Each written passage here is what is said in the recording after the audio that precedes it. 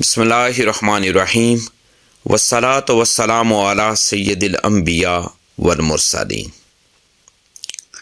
سورہ اخلاص قرآن مجید فرقان حمید کی ایک چھوٹی سورت ہے، لیکن اس کے فضائل جو احادیث پاک میں آئے ہیں وہ بہت زیادہ ہیں۔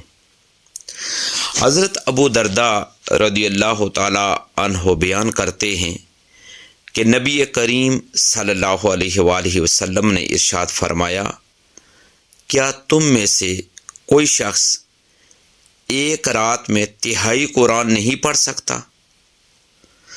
تو صحابہ کرام رضوان اللہ علیہ مجمعین نے عرض کیا، ہر شخص تہائی قرآن ایک رات میں کیسے پڑھ سکتا ہے؟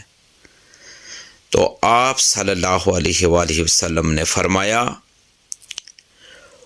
سورہ اخلاص یعنی قل هو اللہ احد اللہ الصمد لم یلد ولم یولد ولم یکن لہ کفوا احد، یہ تہائی قرآن کے برابر ہے۔ اسی طرح ایک اور احادیث مبارکہ میں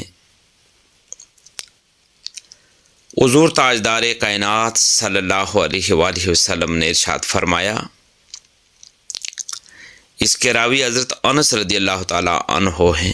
حضرت انس رضی اللہ تعالی عنہ سے مروی ہے کہ ایک آدمی نبی کریم صلی اللہ علیہ وآلہ وسلم کے پاس آیا اور کہنے لگا، میں سورہ اخلاص سے محبت رکھتا ہوں۔ نبی کریم صلی اللہ علیہ وآلہ وسلم نے فرمایا، تمہارا اس سورت سے محبت کرنا تمہیں جنت میں داخل کروا دے گا۔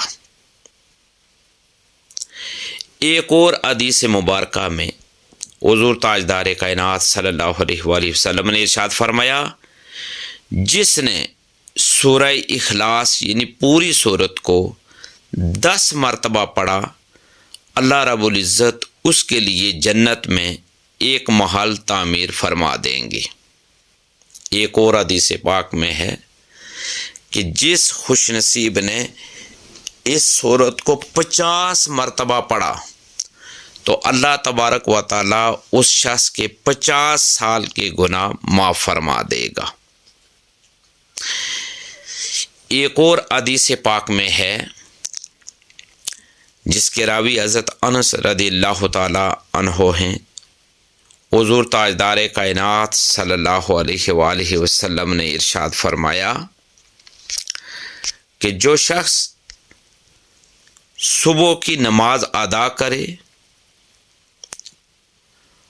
اور کسی سے کوئی کلام نہ کرے، یعنی کوئی بات چیت نہ کرے، یہاں تک کہ وہ سورہ اخلاص یعنی پوری سورت وہ 3 مرتبہ پڑھ لے،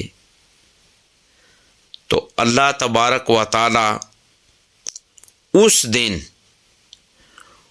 اس شخص کو 50 صدیقین کے عمل کے برابر اس شخص کو ثواب عطا فرمائے گا۔ دیکھیے، صدیق کا مقام و مرتبہ بہت بلند ہے، یعنی انبیاء کے بعد صدیق کا مقام ہے، تو 50 صدیقین کے عمل کے برابر اللہ تعالی نماز فجر کے بعد کسی سے کلام کیے بغیر جو 3 مرتبہ سورہ اخلاص کی تلاوت کرتا ہے، پڑھتا ہے، اللہ تبارک و تعالی اس کو ثواب عطا فرماتے ہیں۔ اللہ تبارک و تعالی ہمیں سورہ اخلاص کو پڑھنے اور یہ سارے فضائل اور اس کی برکات کو سمیٹنے کی توفیق اور ہمت عطا فرمائے۔ اللہ تبارک و تعالی ہمیں زیادہ سے زیادہ دین اسلام کی سنہری تعلیمات کو جاننے اور ان تعلیمات کے مطابق اللہ تبارک و تعالی عمل کرنے کی توفیق اور ہمت عطا فرمائے۔ دین کی بات پھیلانا صدقہ جاریہ ہے، ثواب کی نیت سے ویڈیو کو شیئر ضرور کیجیے۔ جزاک اللہ۔